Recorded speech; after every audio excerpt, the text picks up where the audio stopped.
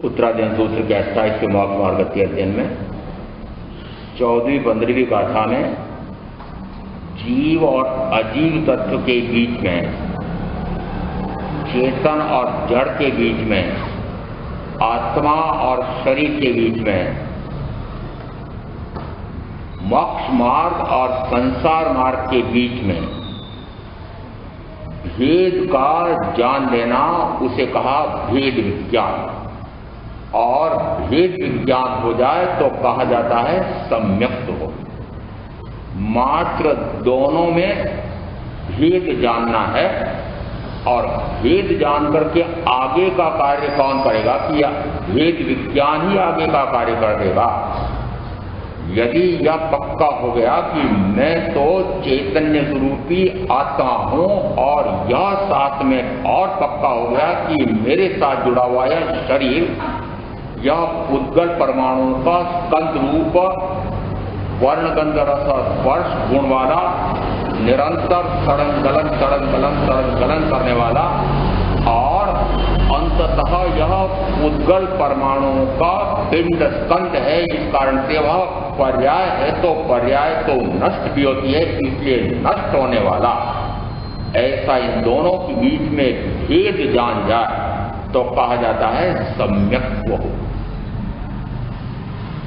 दोनों के बीच में भेद विशेषता क्या की कि एक में जो है दूसरे में नहीं है, दूसरे में जो है वह पहले में है। दोनों अपने अपने द्रव्य गुण पर्यायों में पृथक स्वतंत्र अस्तित्व वाले हैं। मैं जीव हूं, मुझ में ज्ञान है, यह अजीव है, इसमें ज्ञान। मैं जीव हूं, मुझ में वर्ण गंध रस स्पर्श गुण नहीं है, और यह अजीव है, इसमें ज्ञान दर्शन सुख वीर्य आदि गुण नहीं है।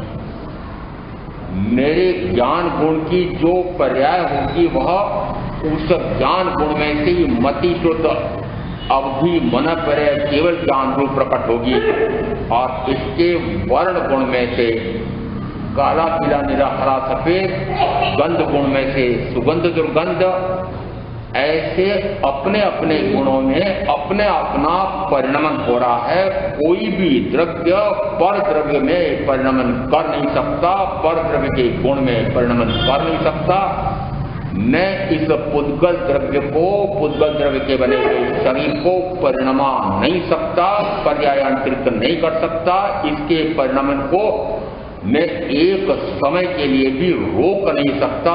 इसका जैसा गुण है उस गुण के अनुसार ही इसका निरंतर परिणमन हो रहा है। यदि यह परिणमन स्वभाव समझ में आ जाए कि प्रत्येक अपने अपने गुण के अनुसार ही परिणमित होता है, पर द्रव्य का परिणमन कर नहीं सकता, इसका अर्थ है कि भेद जान लिया कि मैं मेरे गुणों में ही परिणमन कर सकता हूं, इसके गुण में नहीं कर सकता। यदि फिर भी कहते हो कि मैं इसका कार्य करता हूं, इसके गुणों को मैं रोकता हूं, अपने अनुसार इन गुणों को करता हूं, अपने अनुसार करता हूं, मैं जैसा इसका वर्ण चाहता हूं वैसा ही करूंगा। आपने तो पक्का कर रखा है कि इसका यदि वर्ण श्वेत वर्तमान में है तो भरसक पुरुषार्थ करेंगे कि यह शाम वर्ण वाला ना हो जाए। करते हो, फिर सफल हो जाते हो, फिर करने का पुरुषार्थ ही क्यों, करने का भाव ही क्यों, ये मिथ्या भ्रमण ही क्यों कि मैं इसका कर सकता हूं, ये मेरा कुछ कर सकता है। ये पुद्गल द्रव्य या पुद्गल द्रव्य से बने हुए शरीर या शरीर के साथ जुड़ी 5 इंद्रियां और मन, ये कुछ मेरा कर सकते हैं। मैं इसका कुछ नहीं कर सकता, ये मेरा कुछ नहीं कर सकते, परंतु यह तो निश्चित है कि ये मेरा कुछ नहीं करता। ये निरंतर अपने ही ज्ञान, अपने ही वर्ण गंध रस स्पर्श नाम के गुणों में प्रति समय पर्यायांतरित हो रहा है, अपने ही गुणों में रहता है। परंतु मैं अपने आप को ऐसा मानता हूं कि मैं अपना भी कार्य कर सकता हूं और इसका भी कर सकता हूं। कैसे हो सकता है? अपना काम करेंगे तो दूसरे का नहीं हो सकता है, दूसरे का काम करेंगे तो अपना नहीं हो सकता। यदि इसके गुणों में मैं प्रवेश करता हूं तो मेरे गुण अवगुण रूप में परिवर्तित हो जाते हैं। यदि इसके वर्ण गंध रस स्पर्श नाम के गुणों को मैंने अपने गुण माने क्या कि नहीं माने? ये जिस समय मैं काला, मैं गोरा, मैं धनिक, मैं निर्धन, मैं बड़ा, मैं छोटा, ये जो ऐसा आप मान रहे हैं वह किसका गुण है? ये छोटा बड़ा कौन होता है? ये शरीर तो छोटा बड़ा होता है, परंतु क्या आत्मा भी छोटा बड़ा होता है? फिर आप तो अपने अपने को मैं बड़ा, वो बड़ा यानी चाहे धन में बड़े हैं, चाहे वैभव में बड़े हैं, चाहे अधिकारों में बड़े हैं, चाहे शरीर के आकार प्रकार से आयु से बड़े हैं, और अन्य को क्या समझते हैं? आत्मा छोटा बड़ा होता है। प्रत्येक आत्मा असंख्यात प्रदेशी है, और असंख्यात प्रदेशों में से एक प्रदेश भी कभी घटता नहीं है, एक प्रदेश भी कभी बढ़ता नहीं। छोटा बड़ा कहां से होगा? यदि आत्मा के अनंत ज्ञान है तो उस अनंत ज्ञान में एक अंश में भी वृद्धि नहीं होती है, एक अंश में भी कमी नहीं होती। यदि अनंत दर्शन है, अनंत दर्शन का अर्थ होता है अपने आप को निरंतर देखना, ऐसा अनंत दर्शन। उसमें एक अंश में भी कमी नहीं होती है, एक अंश में भी वृद्धि नहीं होती। मेरा स्वयं का अनंत सुख नाम का गुण, उसमें कभी भी कोई भी काट सकता। चाहे आप जिन कर्मों को भयंकरतम कहते हैं, ज्ञानावरणीय कर्म, मेरे ज्ञान को चढ़ने नहीं देता है, प्रकट नहीं होने देता है, अरे चाहे वह कितना ही भारी से भारी हो, चाहे दर्शनावरणीय कर्म का आवरण कितना ही भयंकरतम मोटा हो, चाहे इंद्रिय विषयों के सुखों का अनुभव कितना ही हो रहा हो, चाहे उपयोग बाहर में कितना ही किन्हीं वस्तुओं पर, व्यक्तियों पर, भोगों में जा रहा हो, तब भी मेरा जो अनंत ज्ञान गुण है वह अक्षत है, अनंत दर्शन गुण है वह अक्षत है। मेरा सुख नाम का स्वयं का गुण है वह बाह्य के सुख और दुख से लेश मात्र भी प्रभावित नहीं होता है, और उपयोग चाहे कितना ही भटके तब भी वह मेरा ही उपयोग है, वह भटक ही नहीं सकता है। वह तो मैं स्वयं ही अज्ञानता में, मिथ्यात्व में, विभ्रम, विमोह, विपर्यास बुद्धि के कारण से अपने गुण को बाहर भटकाता रहता हूं। इसमें उस गुण का दोष नहीं है, मेरा स्वयं का दोष है कि मैंने अपने गुण को पहचाना। अपने गुणों से जब तक अनभिज्ञ रहते हैं तब तक ये पर द्रव्य के गुण को मेरे हैं ऐसा मिथ्या भ्रम होता है। कब टूटेगा? कब से चल रहा है मिथ्या भ्रम? अनंत काल होगा। कब टूटेगा? अनंत काल लगेगा, 4 महीने लगेंगे, इतने ही प्रवचन सुनने पड़ेंगे।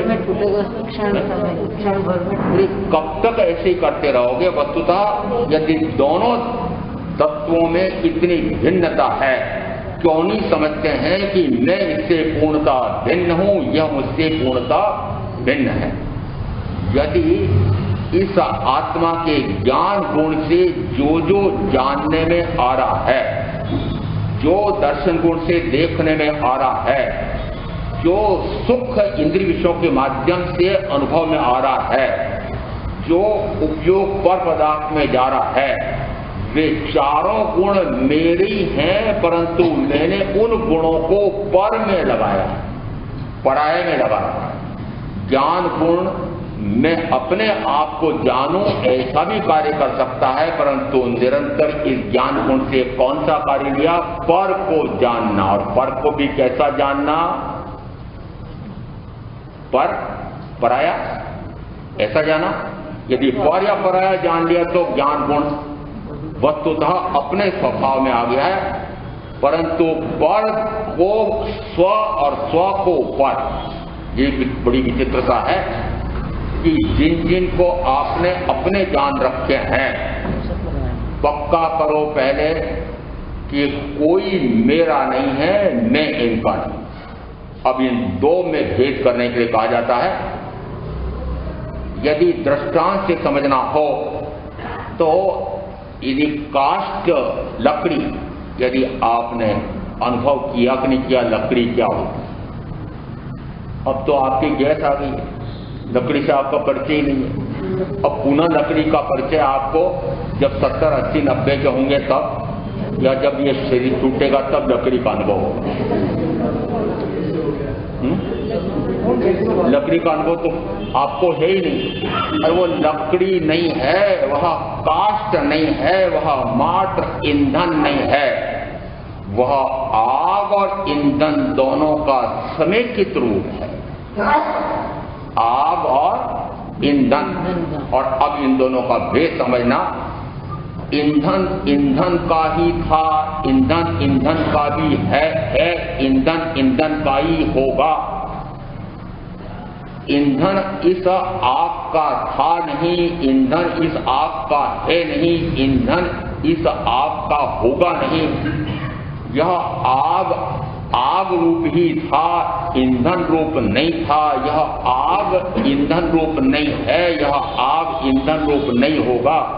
यह आग आग ही है, आग आग ही था और आग आग ही रहेगी। कितनी अपेक्षा से भेद हो गया? 9 अपेक्षा। अब इसको अपने आप पर घटा दो।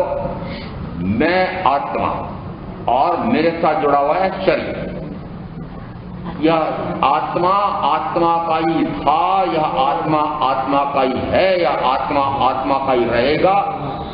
यह आत्मा शरीर का था नहीं, शरीर का होता नहीं, शरीर का होगा नहीं। यह शरीर शरीर का ही था, शरीर शरीर का ही है, शरीर शरीर का ही होगा।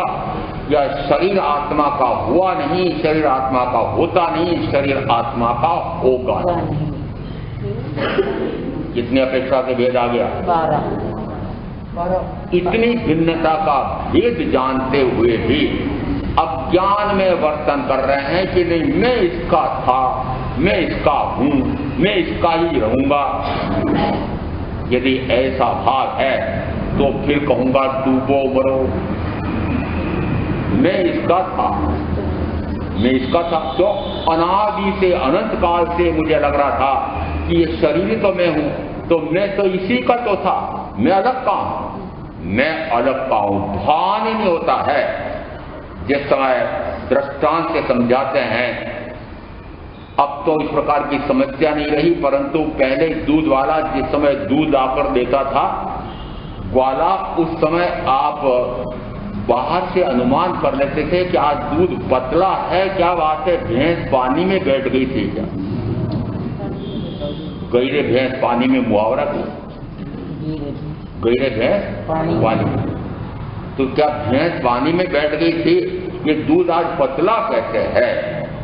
और फिर आपने तो एक यंत्र भी निकाल के रखा कि जिस दिन मैं नाप लूंगी उस दिन फिर जितना शुद्ध दूध होगा उतना ही पूरे महीने का पैसा दूंगी, पानी का पैसा नहीं दूंगी।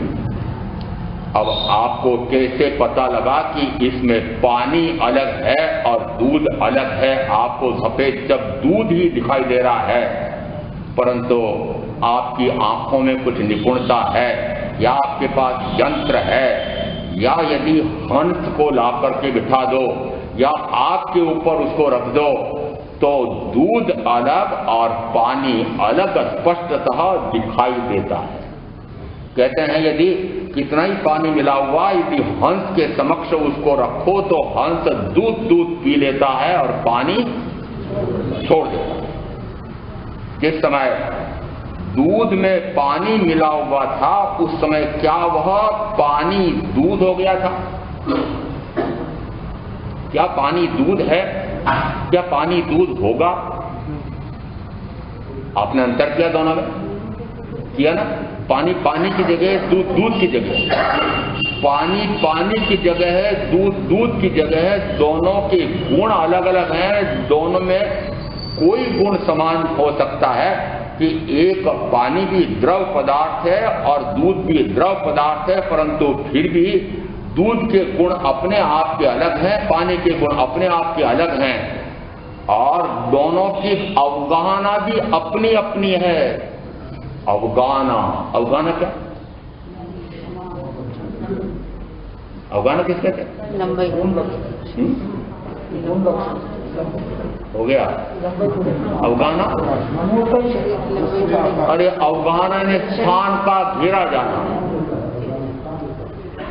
किसने कितना स्थान आकाश के प्रदेशों का घेर रखा, उसको कहते हैं अवगाहना। यदि शरीर लंबा चौड़ा है तो अवगाहना लंबी चौड़ी कहलाती है। यदि आपको वाहन में बिठाने वाला एक सवारी का 5 रुपए लेता है बस स्टैंड तक जाने का, और यदि देखे कि दुगुनी अवगाहना है तो 10 रुपए मांग ले तो नहीं दोगे? सवारी तो एक हो भाई जी, सवारी तो एक हो, पर 2 का स्थान घेरोगे, 2 का स्थान घेरोगे। फिर एक दुबला पतला भाई है, भाई सवारी एक है, एक का पैसा, भाई मैं तो एक के जगह 2 सवारी बैठ जाओ, इतनी जगह घेरूंगा ना, उसको कहते हैं अवगाहना।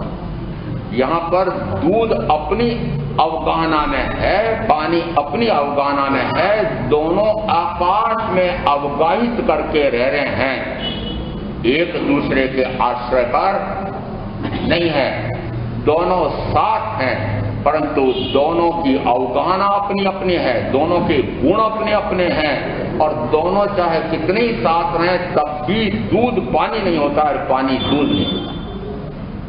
आपका अनुभव है बहनों का? जैसे आंच पर रखा और उसमें से भाप निकलती है तो आप समझ जाते हैं ये पानी पानी भाप बनकर के उड़ रहा है, और दूध दूध बच जाता है, या वह आपका क्या बन जाए, मावा। इसका अर्थ है कि दूध में से कितना मावा बना उसके अनुसार ये ग्वाले को पैसा देते थे पहले हलवाई। इसका अर्थ है दोनों एक साथ भले रहें, परंतु दोनों की गुण अपेक्षा से पूर्णतः भिन्नता रहती है। ऐसे दृष्टांत, यदि आपके तेल के डिब्बे में तेल भरा हुआ है और उसमें गलती से आपने पानी डाल दिया, या पानी का डिब्बा भरा हुआ है और ऊपर से गलती से उसमें तेल डाल दिया, दोनों मिलकर के एक हो जाते हैं? नहीं। क्यों? बड़े अनुभवी है, बड़े अनुभवी है। हमारा तेल और पानी तो चाहे एक साथ भी भटकते हैं तब भी वो दोनों अलग अलग रहते हैं। आपको ये तो अनुभव है, परंतु ये दोनों पौद्गलिक शरीर और चैतन्य रूपी आत्मा, ये दोनों एक साथ तो रहते हैं, पर आपको इसका अनुभव आता है कि दोनों अलग अलग ही रहते हैं? ये अनुभव आ रहा है क्या? अभी इनको तेल का अनुभव आ गया, पानी का अनुभव आ गया, जो अलग है, दूध का अनुभव आ गया, अलग है।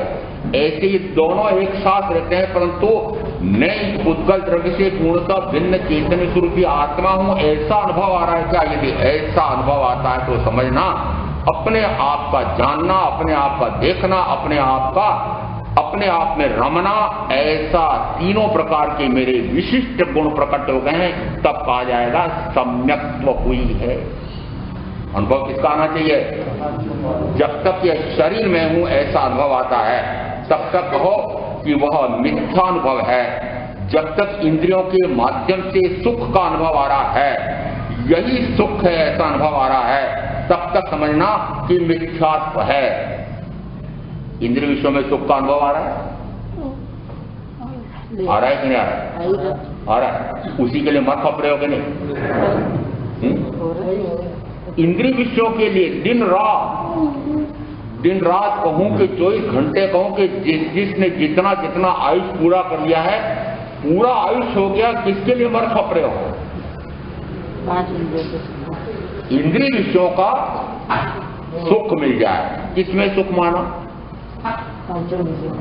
किसमें सुख माना? इंद्रियों में सुख माना। इंद्रियों में सुख माना। इंद्रियां जड़ है कि चेतन है? जड़। तो सुख नाम का गुण जड़ में होता है?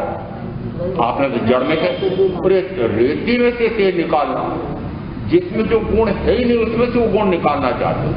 और ये इंद्रियां कहो कि शरीर कहो कि मन कहो, ये उद्गल है, और इस उद्गल में से क्या प्रकट करना चाहते हो कि जानने का गुण प्रकट करना चाहते हो, क्या मिथ्या भ्रम पाल रखा है।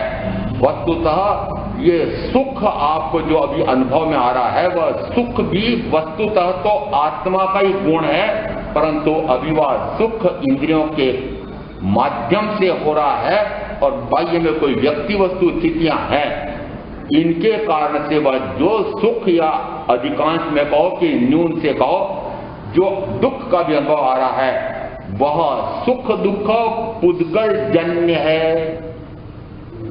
जनक पुद्गल है, और पुनः उसका जन्म होगा, वह कौन होगा कि वह भी ज्ञानावरणादि द्रव्य कर्म होगा। और अब इसमें जिस गाथा की चर्चा चल रही थी, एको में सासो अप्पा नान दंसन संजो शेषा में वैरा भावा सबवे संजोग लक्षणा, कि मैं वस्तुतः कहता हूं कि मात्र अपने आप को जानूं, अपने आप को देखूं, निरंतर अपने आप का जानना, निरंतर अपने आप का देखना, ऐसा मेरे शाश्वत गुण है। ये मेरे गुण कहते हैं शाश्वत गुण है। एको में सासो अप्पा नाड़ दंसन संजो, शाश्वत गुण है, जानना देखना मेरा शाश्वत गुण है। यदि ऐसा मेरा शाश्वत गुण है तो फिर अब इसके साथ अशाश्वत, अनियत, अनित्य, क्षण भंगुर जो जो जुड़े हुए हैं वे कौन हैं। तो इसमें दो बातें आई हुई है दूसरी पंक्ति में, एक को कहा भाव और एक को कहा संयोग लक्षण वाले पुद्गल। प्रथम भाग में आया शेषा में वैरा भावा, कि आत्मा के ज्ञायक भाव को छोड़ करके, आत्मा के ज्ञाता भाव, दृष्टा भाव को छोड़ करके जो जो भाव हो रहे हैं वे सारे पर भाव हैं, पराये भाव हैं, पराये के निमित्त से हो। मेरे हैं अब मेरे हैं में दो प्रकार से उत्तर देना पड़ेगा। दो सत्य कब होगा, दोनों प्रकार से उत्तर समझ में आ जाएगा तो पूर्ण सत्य का क्या होगा। मेरे हैं, मेरे नहीं हैं, मेरे नहीं हैं, मेरे नहीं भी हैं, मेरे हैं भी। रागादि मैं ही कर रहा हूं, सत्य है। रागादि मैं ही कर रहा हूं, क्योंकि रागादि मैं कर रहा हूं, इसलिए जो करने वाला होता है उसको कर्ता कहा जाता है। इसलिए फिर मैं रागादि का कर्ता हूं ऐसा कहा जाता है। तो रागादि का कर्ता हूं ऐसा कहा जाता है। उसको अब फिर किस अपेक्षा से समझें कि एक बात कहें कि मैं रागादि का करता हूं, दूसरी बात ज्ञानी कहते हैं कि रागादि के कर्ता नहीं हो ही नहीं सकते। तो फिर नए से कहेंगे कि वस्तुतः, तत्वतः, तथ्यतः, सत्यतः, निश्चय नय से परमार्थतः मैं रागादि भावों का कर्ता भोक्ता हूं ही नहीं, वस्तुतः हूं ही नहीं। व्यवहार में यदि कर रहा हूं तो फिर कहा जाएगा व्यवहार नय से मैं रागादि का कर्ता भोक्ता हूं। दोनों में हूं आ रहा है, दोनों में हूं आ रहा है। दोनों विपरीत गुण है, विरोधाभासी गुण है, दोनों एक ही द्रव्य में। और महावीर कितने विशिष्ट हैं कि दोनों विरोधी गुण होते हुए महावीर कहते हैं एक साथ रह सकते हैं। ये जीव द्रव्य ऐसा है कि जिसके साथ दोनों गुण विरोधी होते हुए भी एक साथ रहते हैं। चाहे विरोधी गुण कितने ही काल से मेरे साथ जुड़ा हुआ है, परंतु मेरे शाश्वत गुण को लेश मात्र भी प्रभावित नहीं करता। रागादि कितना ही करता रहा तब भी क्या वीतराग स्वभाव नष्ट हो गया? नहीं हुआ।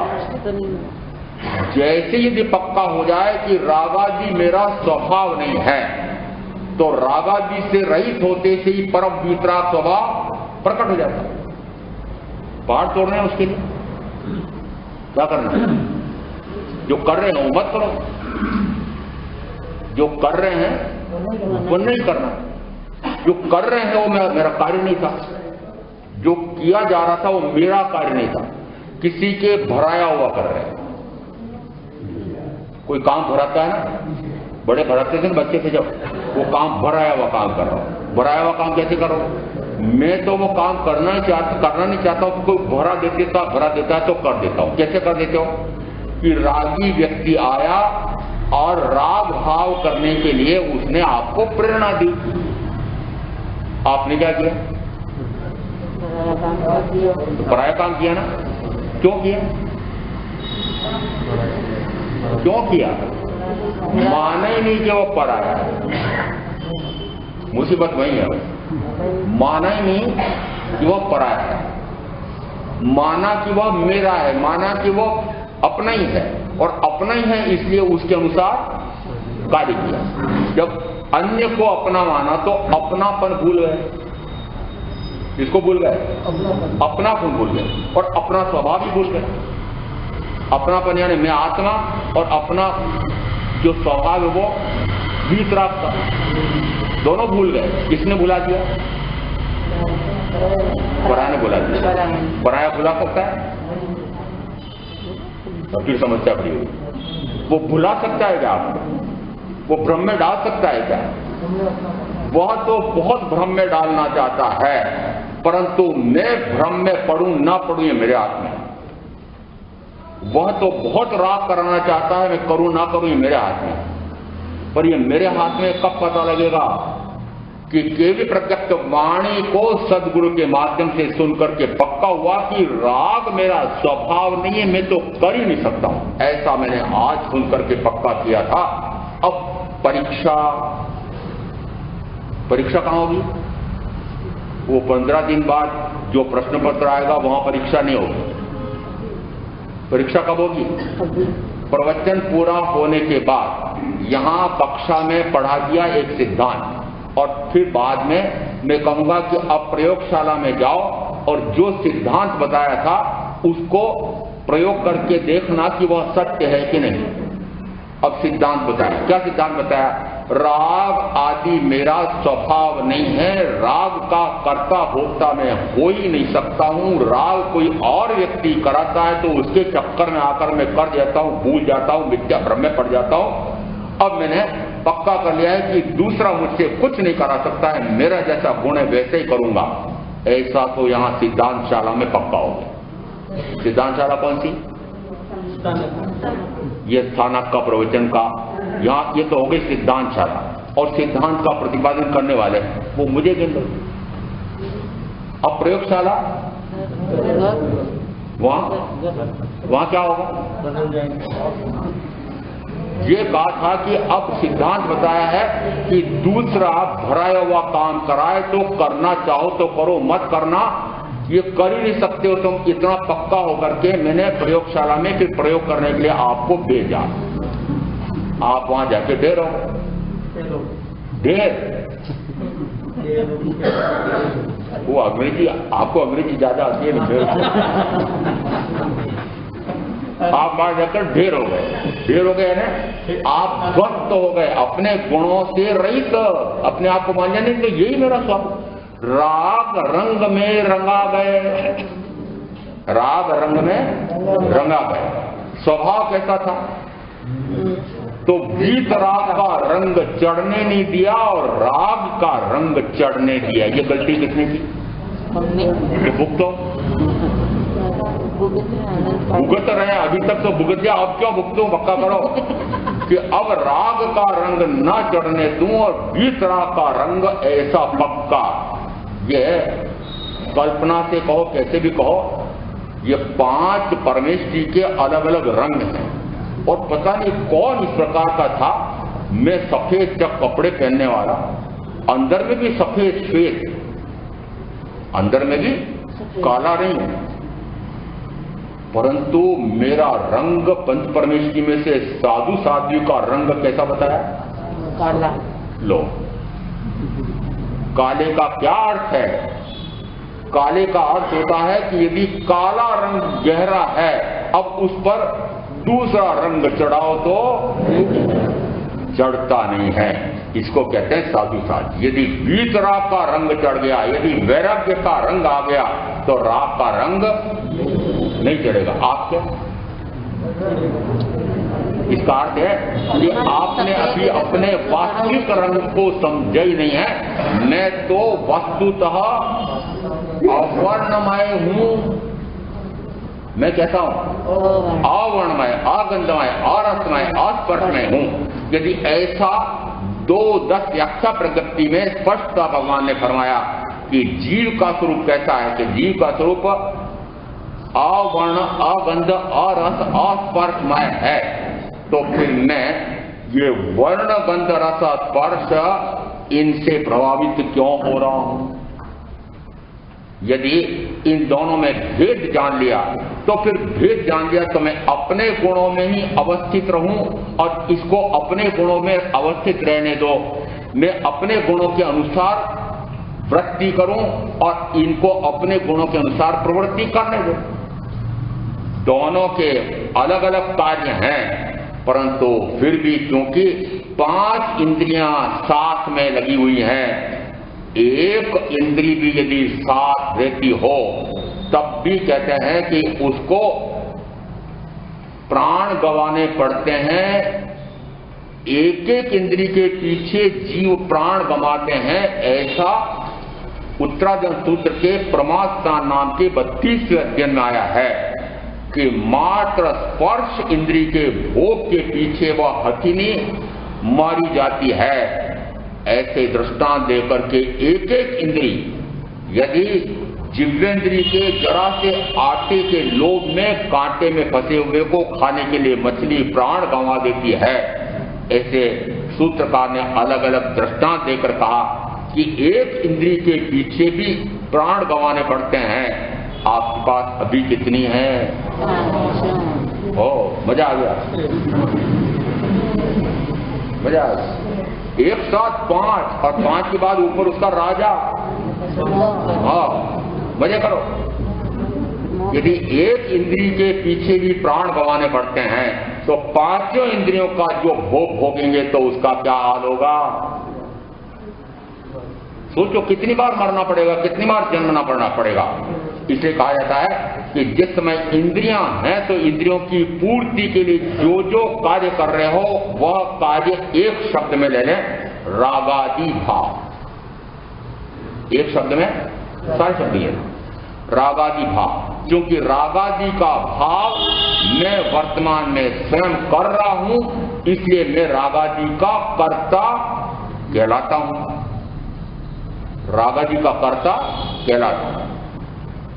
अब रागादि का कर्ता होते से ही फिर फल क्या है कि मेरे आसपास इस लोक में कार्बन वर्गणा के पुद्गल ठसाठस भरे हैं और मेरे भावों का निमित्त पाकर के मेरे भावों के अनुसार ही, चाहे गाढ़ हो, चाहे गाढ़तर हो, चाहे गाढ़तम हो, चाहे मंद हो, चाहे मंदतर हो, चाहे मंदतम हो, मेरे भावों की तरतमता श्रेणी के आधार पर उतने ही उसी प्रकार के कार्बन वर्णा के पुद्गल आकर के और फिर अपने स्वयं की शक्ति से कर्ता बिना ज्ञानावरण आदि 7-8 प्रकार की कर्म प्रकृतियों में अपने आप परिवर्तित होकर के और आपस में किसको कितना देना है, कितने काल का कितना अनुभव इन 8 में रहेगा, ऐसा बंटवारा करके मेरे साथ बद्ध स्पष्ट हो जाते।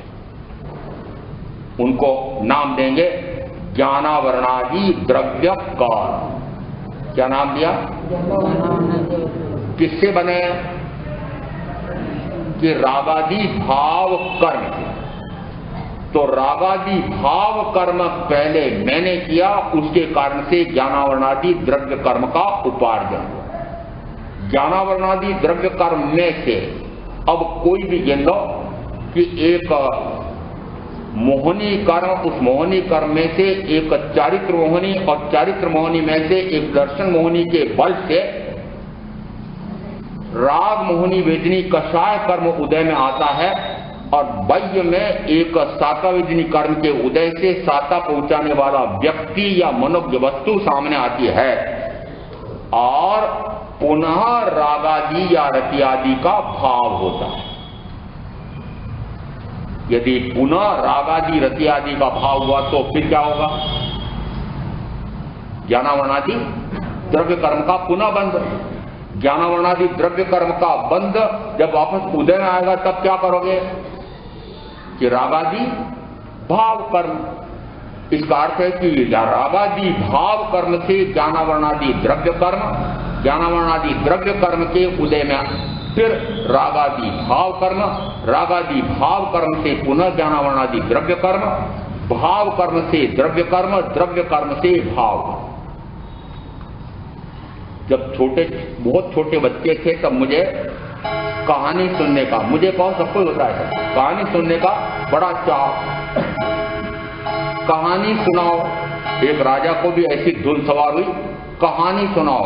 पूरे राज्य में एक फरमान जारी कर दिया कि जो राजा को कहानी सुनाएगा और जो जितनी लंबी कहानी सुनाएगा उसको उसी प्रकार का पुरस्कार दिया जाएगा, उसकी कन्या के साथ उसका विवाह हो जाएगा। कितने ही व्यक्ति पुरस्कार लेने के लिए राजा को कहानी सुनाने रखते थे, परंतु एक कहानी तो चाहे वह 2 पृष्ठ की हो, चाहे 200 पृष्ठ की हो, चाहे 2000 पृष्ठ का वो उपन्यास की हो, तब भी पूरा होता है। पूरा होता है, निरंतर तो नहीं चलेगा। अब आखिर कहानी है वो तो पूरी हो जाती है, और जैसी कहानी पूरी हो जाती थी वैसी राजा उनको कैद में डाल देता था। इतनी छोटी सी कहानी सुनाई। फिर एक दिन एक व्यक्ति पहुंचा, हाँ राजन सुनो, आपके जैसा एक और ऐसा राजा था, उसके विस्तीर्ण कृषि भूमि थी और उस वर्ष बरसात भी अच्छी हुई थी और खूब फसल हुई, और फसल जब उसने अपने कोठारों में भर भर के रखी और फिर एक चिड़िया आई, दाना चुगा, उड़ गई फुर्र, फिर एक चिड़िया आई, दाना चुगा, उड़ गई फुर्र, फिर एक चिड़िया आई, दाना चुगा, उड़ गई फुर्र। राजा ने कहा कहानी आगे बढ़ाओ। राजन कहानी आगे कैसे बढ़ाऊंगा, अभी भंडार में इतने दाने भरे पड़े हैं, इसलिए हाँ आपको सुनो।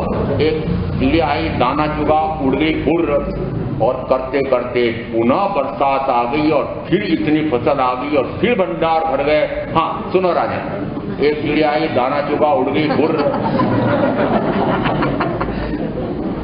कहानी का अंत आ रहा है? नहीं है। कहानी का अंत आ रहा है? नहीं आ रहा है। अब ये एक दाना चुगा वो क्या है, और ये दाना क्या है?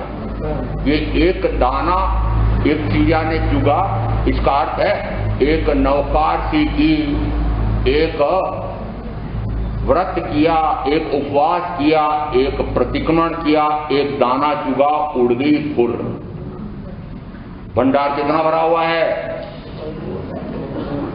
बहुत भंडार भरा हुआ है। और यदि एक नौकार सी की एक दाना उस भंडार में से घटा, परंतु जैसी मैदान में कार्यक्षेत्र में गए और पुनः बरसात में खूब फसल हो गई, फिर भंडार भर गए,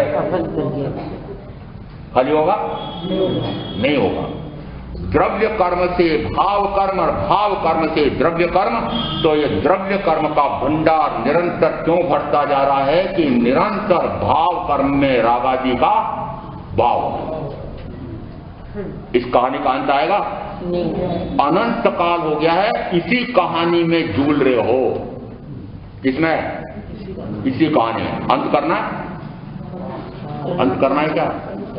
कहानी का अंत करना है क्या? वो तो कहानी का तो पुरस्कृत हो गया था, परंतु अब मैं कह रहा हूं कि आप इस कहानी का अंत करना चाहते हो क्या? कि कहानी का यदि अंत करना है तो पहले यह पक्का करना पड़ेगा कि रागादि भाव यह मेरे हाथ में। यदि ज्ञानावरणादि द्रव्य कर्म का पूर्व में मैंने बंद कर रखा था, और उसी में से 4 कर्म ऐसे हैं कि जिसके फलस्वरूप इस शरीर की रचना होती है, सुख दुख मिलता है। पूर्व भाव में मैंने 4 कारण, 4 गतियों के ऐसे जाने थे, और उनमें से जो 4 कारण अधिक थे, उस कारण से पूर्व के भाव में नाम, गोत्र और आयुष्य ऐसे बांधे थे, उसके कारण से वर्तमान में यह शरीर की प्राप्ति। और वेदनी कर्म प्रश्नगत समय से पूर्व का समय, वर्तमान भव का समय, कोई भी पूर्व भव का, पूर्व के पूर्व भवों का, भवांतर का करते करते 99 लाख भव तक का तो हमारे वर्णन अंतकर दिशांग सूत्र में है कि वेदनी कर्म कहां तक के हो सकते हैं। और ऐसे ये 4 आघाती कर्मों के फलस्वरूप या शरीर और शरीर के साथ जुड़े हुए परिजन, धन, वैभव, भोग साधन, न्यून या अधिक, सुख या दुख, ये 4 कर्म, 8 कर्मों में से 4 कर्म। अब जैसे ये 4 कर्म के फलस्वरूप शरीर और शरीर के साथ जुड़े हुए परिजन मिले हैं, भोग साधन मिले हैं, अब इनको हम नाम देंगे, क्या नाम दें कि शरीर आदि। अब शरीर आदि के कारण से रागादि, रागादि के कारण से ज्ञानावरणादि, ज्ञानावरणादि के कारण से पुनः 4 कर्मों के कारण से शरीर आदि। अंत आएगा नहीं। अब इन 3 में से अंतर कर लेना। ये रागादि तो इस गाथा के दूसरी पंक्ति का पहला भाव, शेषा में बहिरा भावा, शेष सारे बही भाव। शेष यानी कौन से, कि ज्ञाता भाव दृष्टा भाव को छोड़ करके शेष सारे बही भाव। ज्ञाता भाव दृष्टा भाव क्या है? अपने आप को जानना, अपने आप को देखना, अपने आप में रमना, अपने आप में निरंतर रमते रहना, यह ज्ञाता भाव दृष्टा भाव। ये ज्ञाता भाव दृष्टा भाव को छोड़ करके जो जो हो रहे हैं वे सारे बहिर्भाव, पर भाव। तो ये पर भाव भी संयोग लक्षण वाले हैं, परंतु ये भाव कहे, लक्षण तो इनका भी संयोगी है। संयोगी क्यों कहा? संयोगी इसलिए कहा कि एक समय का वह राग भाव आया, दूसरे समय में वह द्वेष भाव हो गया, तीसरे समय में वह क्रोध भाव में चला गया, चौथे समय में वह वैर की गांठ बांध देता है, पांचवें समय में वैर की गांठ पक्की कर देता है। निरंतर ये भाव बदलते रहते हैं, बदल रहे हैं। एक भाव का व्यय हुआ, दूसरे भाव का उत्पाद। एक भाव है राग भाव का तो व्यय हुआ और दूसरा क्रोध भाव का उत्पाद हुआ। निरंतर मेरे ज्ञान गुण में ऐसे उत्पाद व्यय हो रहा है। और इसका अर्थ यह हुआ कि रागादि का जो भाव है वह संयोगी भाव है। भाव कौन सा हुआ? ये संयोगी भाव, यानी यह आता है और जाता है। आता है तो किस कारण से आता है? आता है तो किसके कारण से? ये राग का भाव आता किसके कारण से? अपने आप, अपने आप आता है क्या? अपने आप नहीं आता है। इसका अर्थ है कि निश्चित है कि किसी के कारण से आता है। अच्छा, कारण बता दिया, कारण बता दिया कि पूर्वोपार्जित ये मेरे नाम, गोत्र, आयुष्य नाम के ऐसे पूर्व भाव में उपार्जित किए हुए ये 3। अब इनमें से यदि अनुकूल नाम कर्म कमा करके आया तो शरीर का सानंद संस्थान उत्कृष्ट मिला, तो इसमें रति भाव। यदि निकृष्ट सानंद मिला तो उसमें और रति भाव, दुखी। कौन कर रहा है? स्वयं ही कर रहे हो। कौन कर कौन रहा है? ये शरीर तो अपना कार्य कर रहा है। अब ये उबड़ा कुबड़ा है, काला कलूटा है, उसका सहन खराब है कि अच्छा है, ये अपने गुण के अनुसार अपना कार्य कर रहा है। आप उसमें सुखी दुखी क्यों होते? अपना मान रहे थे ये मेरा है, मेरा है क्या? नहीं। ये जो कार्य कर रहा है वो मेरे अनुसार करता है, ये अपने अनुसार कर रहा है, अपने अनुसार कर रहा है।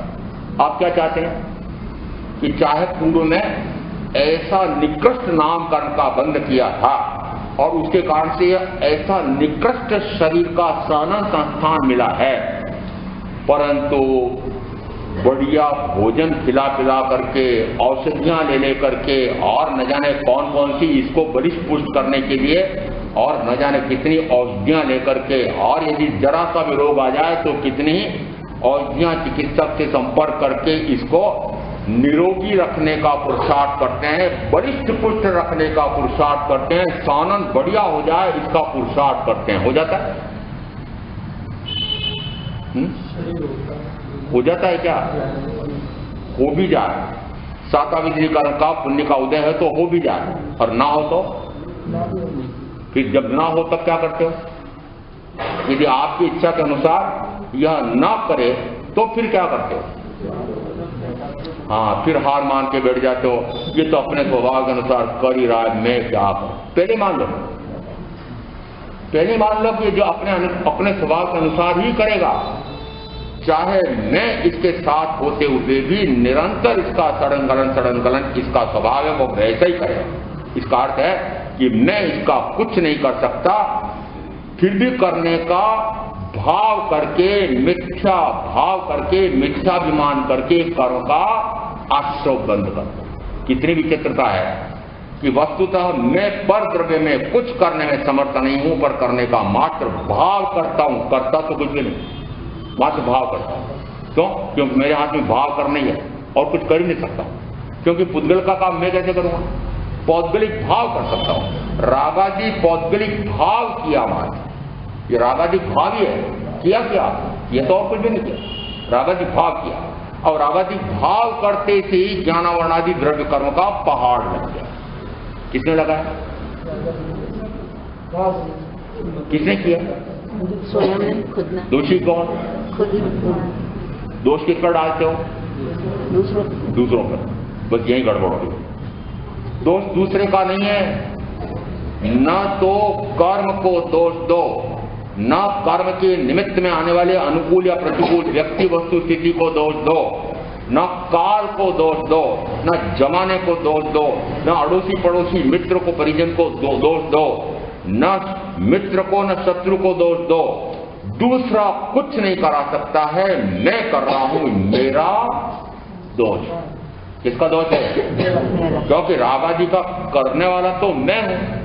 इसका अर्थ है कि रागादि भाव करते से जब मैं उसका कर्ता होता हूं, तो फिर आगे चाहे आप कुछ करो चाहे मत करो, आगे अब आपको और कुछ करने की जरूरत नहीं है।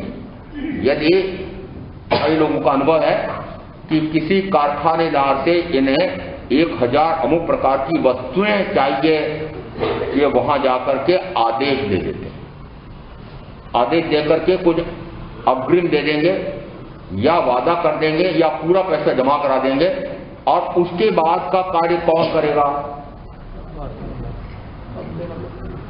और कुछ करोगे? मात्र आदेश दिया और कुछ करते हो?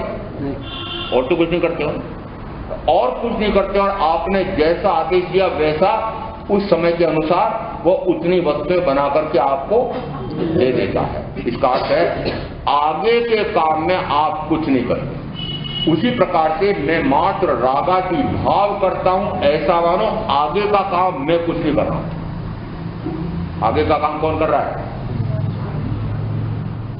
आगे कौन करेगा? जोर से बोलो ना, अंदर में दुखी होती है, सही बोल रही हूं कि नहीं, सही होगा कि नहीं होगा, इसलिए अंदर में जिसको शंका रहती है वो दबंग होके बोलता नहीं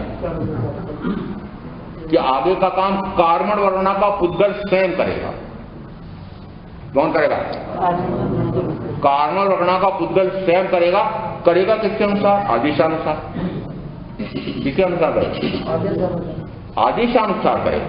जैसा आपने आदेश दिया है वैसी गुणवत्ता का उतनी वस्तुएं अमुक समय पर आपको ला करके देगा।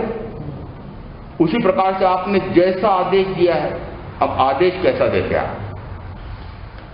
यदि आपने उस कारखानेदार को बढ़िया माल दिया हो कच्चा, तो माल पक्का माल कैसा मिलेगा? बढ़िया मिलेगा। या बढ़िया पैसे दिए हो तो बढ़िया माल मिलेगा।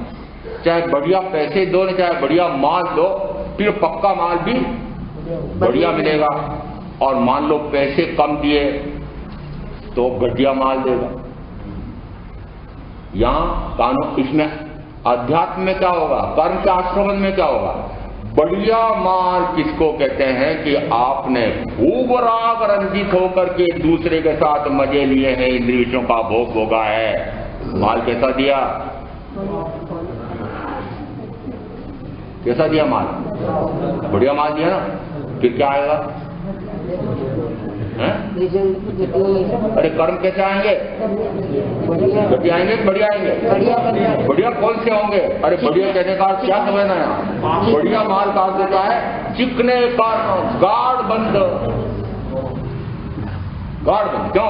माल आपने बढ़िया दिया है, तो फिर वो कार्बन वर्णा के पुद्गल भी बढ़िया माल दे बना करके देंगे। वो कार्बन वर्णा के पुद्गल बढ़िया माल कैसे?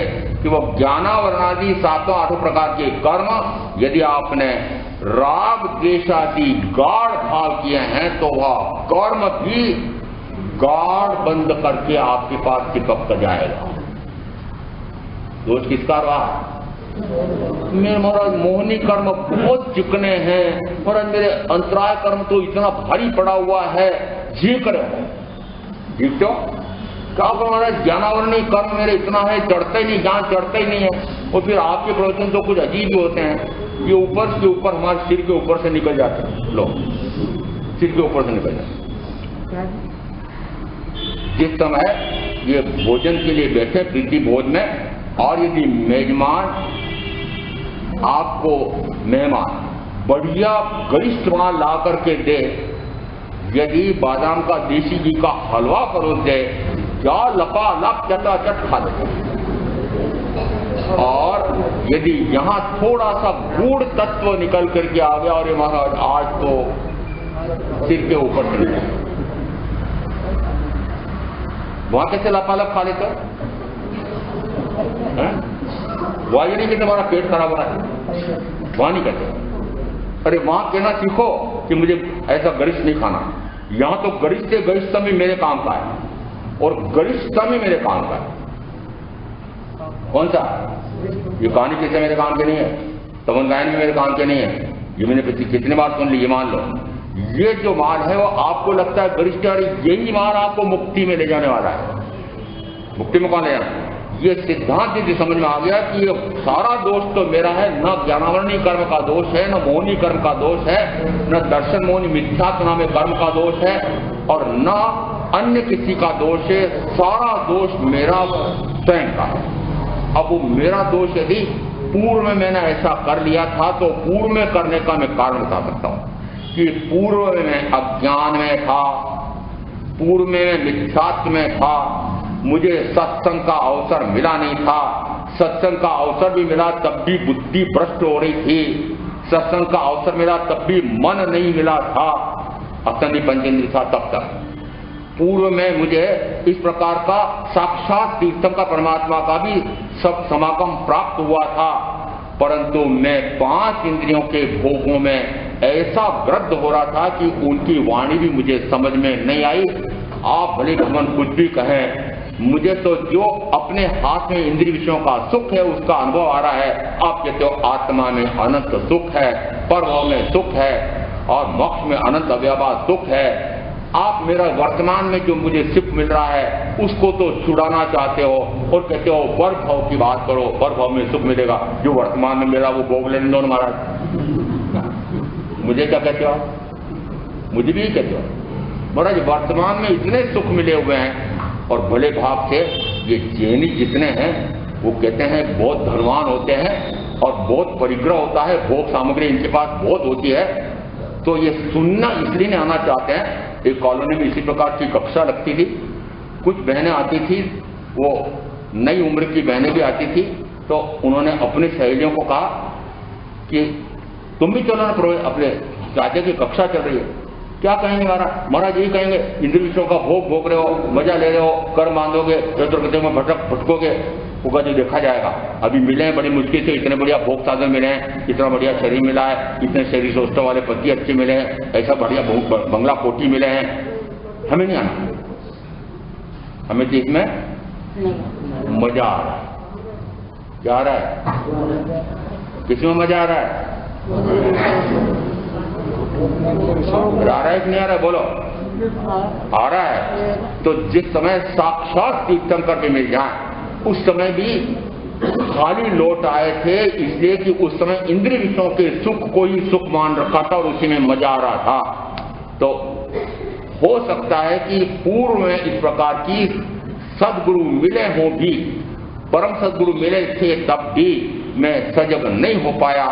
अब पूर्व में गलती हो गई जो हो गई, उसका मैं कुछ नहीं कर सकता, उसका तो पश्चाताप कर लो। पर वर्तमान में मान लो अब इस प्रकार का अवसर मिला है कि अब मुझे साक्षात तीर्थंकर नहीं है, परंतु तीर्थंकर परमात्मा की वाणी तो विद्यमान है कि चली है, चाहे समुद्र में बूंद के बराबर भी हो, तब भी ये 32 आगम जितने मानते हैं वे हैं।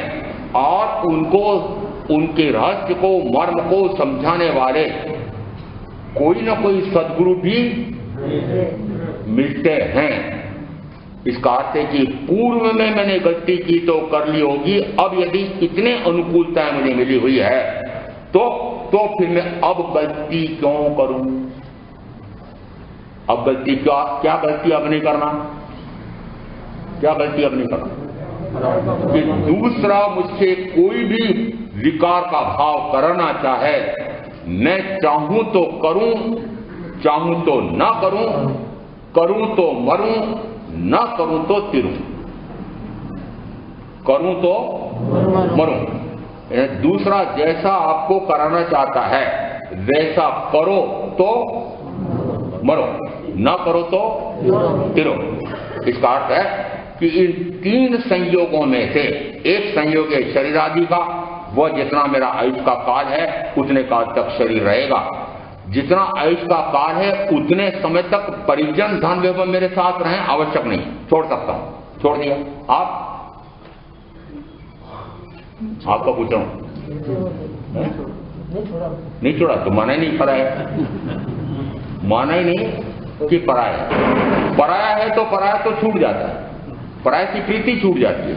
या तो पराया व्यक्ति छूट जाएगा या पराया से प्रीति छूट जाएगी, दोनों में से कोई एक काम कर लो।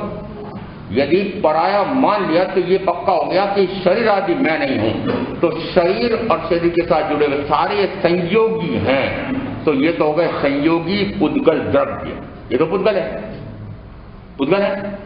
और ज्ञानावरणादि द्रव्य कर्म, ये कार्मण वर्णा के बने हुए हैं, ये भी पुद्गल है, संयोगी।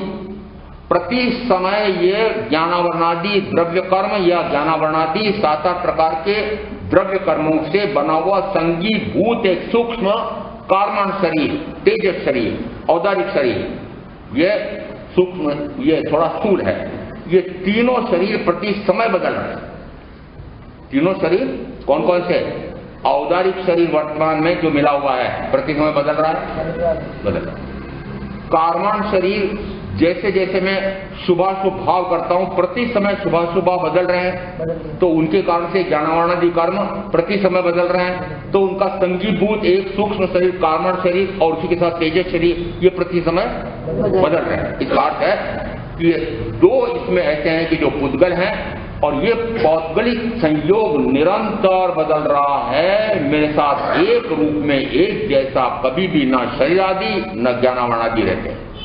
उसी प्रकार से इन्हीं के कारण से जो राग आदि होंगे वे भी प्रति समय बदल रहे हैं। इसलिए इनको कहा शेषा में बैरा भावा सव्वे संयोग लक्षणा, कि शेष जो जो भाव हो रहे हैं ज्ञाता दृष्टा भाव को छोड़कर वे सारे बहिर्भाव हैं, पर भाव हैं। और यदि पर भाव है तो उनके कारण से, जिनके कारण से ऐसा हो रहा है, तो कि सर्व संयोगी पुद्गल के कारण से हो रहा है। ये संयोगी पुद्गल भी संयोगी, और इन संयोगी पुद्गलों के कारण से भाव होते हैं वे भी संयोगी। मैं इन सर्व संयोगियों से पूर्णतः भिन्न और संयोगी आत्मा हूं, असंग आत्मा हूं, ऐसा तत्व का स्वरूप समझ करके मैं आप जो साधना करेंगे उनका अवश्य कल्याण होगा।